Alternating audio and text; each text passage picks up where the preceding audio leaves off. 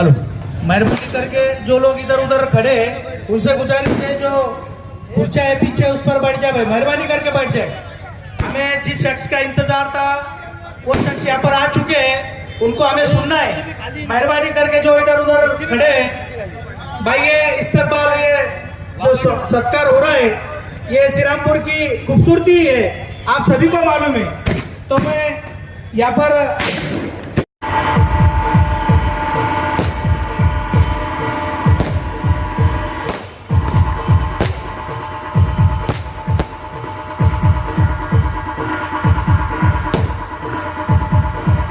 सुन रहे हैं मेरे भाई, आप सबसे गुजारिश है कि आप जोएब भाई को नगर परिषद में चुन के लाए, अच्छी तादाद में आप उनको वोट करें। मेरी माँ बहनों से भी गुजारिश है कि जिस दिन वोटिंग होगी उस दिन आप सुबह फजर की नमाज पढ़ के जल्द से जल्द साइकिल के बटन पे आप दबाएंगे, साइकिल का बटन, और जोएब भाई को चुन के लाएंगे। अच्छा, वार्ड क्रमांक 5 के अंदर भी हमारे उम्मीदवार खड़े हैं और वार्ड क्रमांक 2 में भी हमारे उम्मीदवार खड़े हैं। तो मैं चाहूंगा कि अगर आपको आपके वार्ड में देखो 3-4 चीज की बहुत जरूरत होती है, लाइट, पानी, डेरीज और रोड, ये जरूरत की चीज है हमारी। इससे हमारे घर की रौनक है, हमारी जो हम लोग मेहनत करते हैं, आज मुसलमान सुबह जाता शाम को आता है, 1000-500 रुपए कमाता है, अपने बाल बच्चों को उसमें पढ़ाता भी है, उसकी हर जरूरत पूरी भी करता है। मगर जो सरकार का काम है, जो सरकार ने हमें देना चाहिए, क्योंकि सरकार हमसे टैक्स वसूल करती है। एक घर में अगर एक औरत एक माचिस की कहानी भी लेती है ना, माचिस की डब्बी, तो उसके लिए भी हमको टैक्स देना पड़ता है। तो ये समझो कि आप सब लोग टैक्स पे करते हो, तो आपको वो चीज आपकी हक की है, और हक की चीज को हमारा हक है, वो चीज हमको मिल रहा, मगर वो हमको मिलती नहीं। हमारे बच्चे गटर में खेलते, हमारे घर के सामने से नाली बहती है, पानी जल्दी आता नहीं, मगर हम लोग एडजस्टमेंट करते। अरे यार क्यों कर रहे हो एडजस्टमेंट, जब तुम टैक्स भरते हो मेरे भाई, तो एडजस्टमेंट क्यों करते हो? आप एक आंदोलन बनो, समाजवादी पार्टी एक आंदोलन का नाम है। आप एक आंदोलन छेड़ो कि मेरी जरूरत की चीज मुझे चाहिए, मेरे बच्चों की पढ़ाई लिखाई के लिए मुझे गवर्नमेंट की मदद भी चाहिए, मैं जहां रहती हूँ मुझे वहां रोड, पानी, ड्रेनेज सब चाहिए। ये आवाज आप लोगों ने उठाना चाहिए। रहता ना, जिसके पीछे कोई वारसा नहीं रहता ना, जिसका कोई बाप दादा खासदार मंत्री नहीं रहता ना, उसके दिल में हमेशा है ना, ये जनता के लिए है ना, रात दिन काम करने का एक जज्बा आता है मेरे भाई। और हमको क्या बोलो, अभी बोलने को रात कम गिर जाएगी भाई। अब कॉर्नर सभा लेने के लिए भी हमारे पास टाइम नहीं है, पर आप ये इतने कॉर्नर सभा ले रहे, हमारे डर से बोलूंगा मैं, क्योंकि हमने थोड़ा सा काम स्टार्ट किया है, एक छोटा सा ऑफिस, और ये तुम सब लोगों का प्यार, मोहब्बत, दुआ और आशीर्वाद, इनसे डर गए हो। हकीकत है ना, 1 साल हो गया इलेक्शन को, आमदारगी को। तुमने आमदार को देखा था कि इसके पहले, पर जैसे जो है पहले अपने बात पर फॉर्म भरा ना, उस दिन से आमदार एक भी दिन ऐसा नहीं है कि वार्ड नंबर 2 में आ रहा नहीं। ये बात तो पक्की क्या नहीं? और उससे मैंने महीना भर पहले चैलेंज दिया था, हमारे दोस्त के प्रोग्राम रखे थे।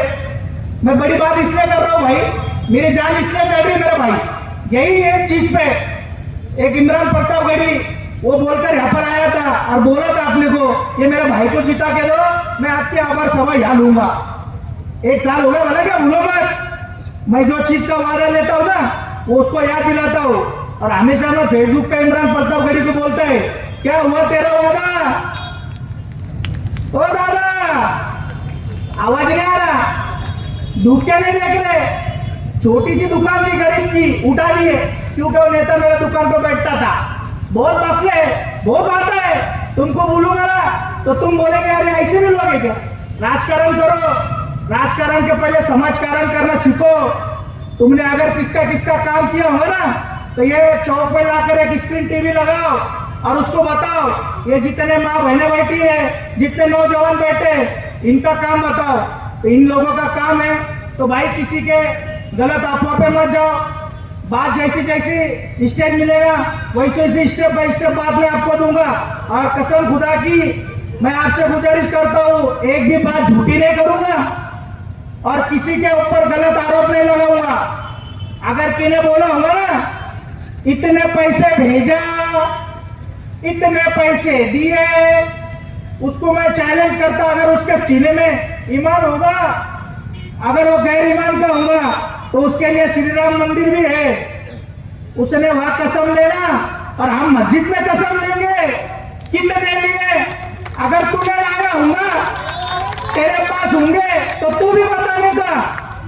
बलजबरी तोहमत मत लगा मेरे भाई, तू हमारा भाई है, हमें पता है जिस दिन तू बटन दबाने जाएगा ना, सब में पहला तू भाई रहेगा। जो आज कुछ लोगों का दिल रखने के लिए बोल रहे हैं, मैं चैलेंज के साथ बोलता हूं, वो भी वो साइकिल का बटन दबाने वाला है, बराबर है ना? हम यहाँ पर जो काम हमको करना है वो काम के लिए और वो काम के बारे में हम बोलेंगे। सबसे पहले तो मैं साहब आपको बताता चलो भाई, 70 साल में पहली मरतबा श्रीरामपुर में कोई मुस्लिम समाज का कैंडिडेट खड़ा हुआ है। इससे पहले कोई मुस्लिम कैंडिडेट खड़ा नहीं हुआ था क्या इससे पहले खड़ा कोई? क्योंकि यहाँ पर जो कांग्रेस के लोग हैं जो 50-50 साल से हुकूमत कर रहे हैं, सत्ता भोग रहे हैं, लेकिन इन्होंने सिर्फ एक ही काम किया, मुसलमानों को गफलत में लाया कि ये ऐसा करोगे तो बीजेपी आएंगी, ऐसा करोगे तो हम कटेंगे मरेंगे। अरे ऐसा कुछ नहीं होने वाला मेरे भाई। और जो मेरे पे जो आरोप कर रहे हैं ना कि मुझे बीजेपी वालों ने खड़ा किया, अरे मेरे साथ में जो आदमी खड़ा है उससे बड़ा यहाँ पर कोई नहीं है महाराष्ट्र में, ये बात याद रखना।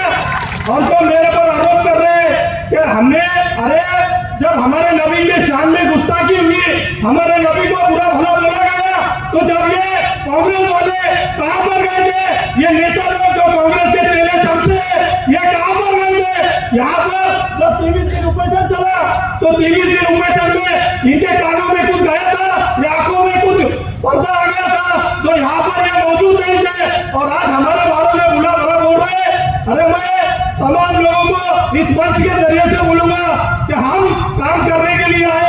एक बात याद रखना मेरे भाई, जो कांग्रेस वाले ये सिर्फ मुसलमानों को डराते हैं, बहकाते हैं और ये बताते हैं कि बीजेपी आ जाएगी। अरे मेरे भाई, तुमने 50 साल में सिर्फ अपने घर भरे, मुसलमानों का कुछ नहीं किया, क्योंकि मुसलमानों की इतनी डांट बस्ती है, मुसलमानों की यहाँ 50,000 से ज्यादा आबादी है, लेकिन यहाँ पर कोई हॉस्पिटल नहीं है, यहाँ पर मुसलमानों के लिए कोई कॉलेजेस नहीं है, मुसलमानों के लिए साथी से एक एम्बुलेंस नहीं है। अरे शर्म करो शर्म, सिर्फ माइक में आकर बोलने से कुछ नहीं होता, काम करके दिखाना पड़ता। और इंशाल्लाह आने वाले वक्त में तुम्हारे को सब कुछ बताया जाएगा, सब कुछ दिखाया जाएगा, क्योंकि हम वार्ड नंबर 2 में हमेशा एक बात याद रखना, वार्ड नंबर 2 को सलम एरिया में कर दिया गया है, तो वार्ड नंबर 2 में किसी का बैंकों में अकाउंट नहीं खोला जा रहा है। क्यों? क्योंकि बोले वार्ड नंबर 2 का सिविल खराब है। क्यों? वार्ड नंबर 2 के अलावा और किसी का सिविल खराब नहीं है क्या? ये कौन बताएगा? और ये जो बताते हैं, जो कांग्रेस के जो लाचार लोग हैं, जो कांग्रेस की दलाली करने वाले लोग हैं, जो नेता लोगों के आगे पीछे दरवाजे खोलने वाले लोग हैं, इनको जाकर कौन बताएगा कि आज मुसलमान का सीट खड़ा है तो हमको मुसलमान को मतदान देना है, हमारी ताकत बताना है। हमको मुसलमान का सिर्फ मुसलमान का मतदान नहीं चाहिए, हमको दलित भाई, हर जात का, हर समाज का भाई हमारे साथ में खड़ा है। और इंशाल्लाह हम जरूर 3 तारीख के दिन जश्न मनाएंगे। एक बात और हमारे लिए दुआ भी करना, क्योंकि हमेशा ये जो कांग्रेस वाले जो सभा बड़ी बड़ी सभाएं ले रहे हैं, हर बीजेपी वाले हो या ये कांग्रेस वाले हो या शिवसेना वाले हो, इनको घबराहट हो चुकी है कि हम 8 लोग हैं और उसमें एक मुस्लिम है, और मुस्लिम आदमी जो खड़ा है ये इनको पूरा उड़ के पूर हो रहा है, इसलिए इन्होंने हमारे वोट काटने की साजिश रचे। वोट क्यों काट रहे भाई? अरे हमारे वोट परमिशन के थे, लेकिन तुम हमारे वोट निकाल रहे हो, और जो बिना परमिशन के वोट है। क्यों? क्योंकि हम प्रस्तावित लोग नहीं है, हमारे घर में कोई आमदार, खासदार, मिनिस्टर, मंत्री नहीं है, क्योंकि हम गरीब, हमारी गरीब जनता ने हमको खड़ा किया है और हम गरीब जनता के भरोसे में खड़े हैं। आज हमारे साथ में कोई बड़ा नेता, बड़ा आदमी नहीं है, हमारे साथ में सिर्फ और सिर्फ हमारे साथ में गरीब जनता और हमारे भाई, हमारे साथ अबू आसिम आजमी साहब खड़े हैं। तो हम किसी से नहीं डरने वाले, तुम चाहे हमारे पर कितने भी गुने डाल दो, कितना भी हमारा देख लो, बोले हम इलेक्शन होने के बाद में इसको देख लेंगे, ऐसा कर लेंगे, वैसा कर लेंगे। अरे भाई, मेरी 33 साल की उम्र है और मैंने इससे पहले की हिस्ट्री देखा है कि कोई किसका कुछ नहीं निकाल सकता।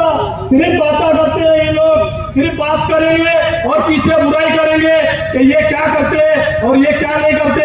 लेकिन मैं फिर से एक बार दोहरा रहा हूँ कि हमारे को हमारे माँ बाप ने अच्छे संस्कार सिखाए, नहीं तो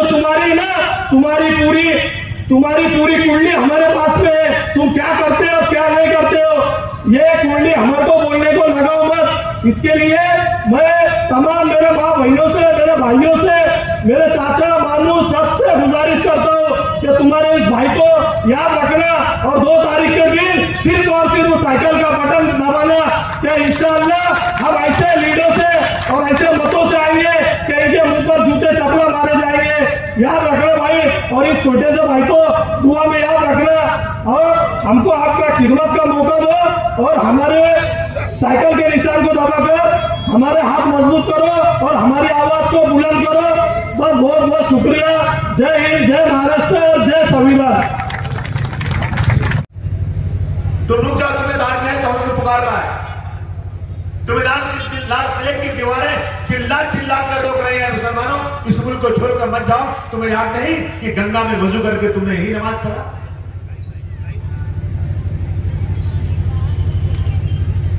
तुम्हें अल्लाह का वास्ता, इस मुल्क को छोड़कर मत जाओ। यकीन दिलाया गया कि तुम्हें इमदाद नहीं, तुम्हारा हक मिलेगा इस मुल्क के अंदर। यकीन जाना दोस्तों, हम हमारे बाप दादा पाकिस्तान नहीं गए और हमने पाकिस्तान मुर्दाबाद, हिंदुस्तान जिंदाबाद का नारा लगाया। जब भी जरूरत पड़ी है, भारतवर्ष के मुसलमानों ने अपनी जान को कुर्बान करके भारतवर्ष के झंडे को ऊंचा किया। बदन में दौड़ता सारा लहू ईमान वाला है, बदन में दौड़ता सारा लहू ईमान वाला है, मगर जालिम समझता है कि पाकिस्तान वाला है। कहीं भी छोड़कर अपनी जमीन नहीं जाते, हमें बुलाती है दुनिया, हमें नहीं जाते। इन मुआजिरों से अच्छे तो परिंदे हैं जो शिकार होते हैं, कहीं नहीं जाते। मुझे अफसोस के साथ कहना पड़ता है, हमारे पुरखों ने इस मुल्क की चप्पा चप्पा जमीन पर उनके खून के छींटे मौजूद हैं। वो लोग आज जो अंग्रेजों की दलाली कर रहे थे, अंग्रेजों को तलवे चाट रहे थे, गांधी जी के आंदोलन को मटिया मेल करके अंग्रेजों के साथ खड़े थे, वो आज सत्ता में आ गए। 2014 के बाद तो दिमाग खराब हो गया इनका। अरे हमने भी हुकूमत की 1000 साल तक, लेकिन कभी इस मुल्क में हिंदुओं के साथ गलत नहीं किया, हमेशा भाईचारगी का पैगाम दिया।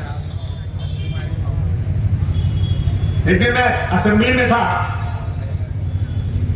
मुझसे टीवी वाला ने बोला कि आसाम का मुख्यमंत्री कहता है कि राहुल गांधी हिंदुओं को दूर रखते हैं जिस तरह से औरंगजेब रखते थे। मैंने औरंगजेब रहमतुल्लाह अलैह के बारे में वही बात कहा जो हिस्ट्री के पन्नों में लिखा हुआ है। मैंने कोई गलत बात नहीं किया, मुझे सस्पेंड कर दिया गया। मैं पूरे विधानसभा सत्र में मुझे अंदर नहीं आने दिया गया। अगर मेरे पास 5 एमएलए होते ना, तो किसी की बात की ताकत नहीं थी कि मुझे वहां से निकाल देता। बड़े बड़े राइटर, बड़े बड़े हिस्टोरियन, इतिहास लिखने वाले जिन्होंने लिखा है वही बात मैंने बोला। अब इनको कह रहे हैं ना बीजेपी ने खड़ा किया है, इनके पास कुछ मुद्दा नहीं है। मेरे नेता अखिलेश यादव जी के पास यही कांग्रेसी नेता गए, शरद पवार साहब की बेटी भी गई कि अखिलेश जी अबू आसिम ने जो वहां औरंगजेब रहमतुल्लाह अलैह के बारे में बोला था ना, वो बीजेपी से मिलके बोला था। मैं उनसे बहुत बड़ा आदमी हूं, समझे, मुझे उनसे मिलने की कोई जरूरत नहीं। मैं 30 साल से संघर्ष कर रहा हूं, 30 साल। चौथी बार एमएलए और बार एमपी रह चुका हूं। मैंने 8-10 साल मैंने जब राजनीति शुरू किया, लड़ाई नहीं था इलेक्शन, लेकिन मैंने आज तक उनके दरवाजे पर थूकने के लिए गया हूं, थूकने के लिए गया हूं। बहुत अच्छा आपके पास है, बीजेपी से मिलकर बीजेपी से। अरे कांग्रेस के लोगों, तुमने उमरगा में आज भी बीजेपी के साथ अलायंस किया हुआ है। तुम क्या बात करते हो? ये मेरा सिपाही मर जाएगा, कभी नहीं जाएगा बीजेपी के साथ। दोनों हाथ उठाकर मैं जानना चाहता हूं, मेरा साथ दोगे ना? बोलिए, साथ दोगे ना? मैं आपको वादा करता हूं, आपको यकीन दिलाता हूं कि मैं सिर्फ मुंबई का एमएलए नहीं, मैं यहां का एमएलए हूं। अब बड़े बड़े एमएलए की आंखों में आंख डालकर बात करने का हुनर भी जानता हूं। आपकी हर सरकारी काम में जो भी आपका काम होगा, इंशाअल्लाह मैं, हमारे साथी, हमारे दोस्त ये चुनकर आएंगे ना, आपका हर काम इनके साथ मिलकर करूंगा, मेरा वादा है। लेकिन आप लोग सब एक साथ रहिए। हम आपस में हिंदू मुस्लिम की एकता भी चाहते हैं। हम सिर्फ मुसलमान का नहीं, हमें हिंदू मुसलमान सिख ईसाई पारसी, हम हमेशा शेर पढ़ते हैं कि लाल हरे पीले गुलाबी बैगनी और सफेद फूल खिलते हैं तो बनती है बाहर एक उचिता। ये लाल हरे पीले गुलाबी बैगनी और सफेद फूल खिलते हैं तो बनती है बाहर एक उचिता। ये हिंदू मुस्लिम सिख ईसाई और पारसी भी जब साथ चलते हैं तो चलता है मेरा हिंदू। आइए हम मिलजुल कर रहे, हिंदुस्तान को आगे बढ़ाएं। लेकिन जो लोग सत्ता में बैठे हैं ना, ये देश को बर्बाद कर रहे हैं। इनको सत्ता से उतारने के लिए जो भी करना है करिए अभी आप लोग, वरना देश खत्म हो जाएगा। जागना पड़ेगा आपको, और मैं जगाने के लिए खड़ा हूं। मैं एक एक जगह जाकर जगा रहा हूं लोगों को, और इंशाल्लाह लोग जागेंगे। तो ये दोनों चुन कर आएंगे नहीं आएंगे भाई? आएंगे चुन के ना। बहुत शुक्रिया आप लोगों का, बहुत बहुत शुक्रिया। जय हिंद, जय समाजवाद। ताज्या बातम्यांकरिता सबस्क्राईब बटन दाबून YouTube चॅनल सबस्क्राईब करा।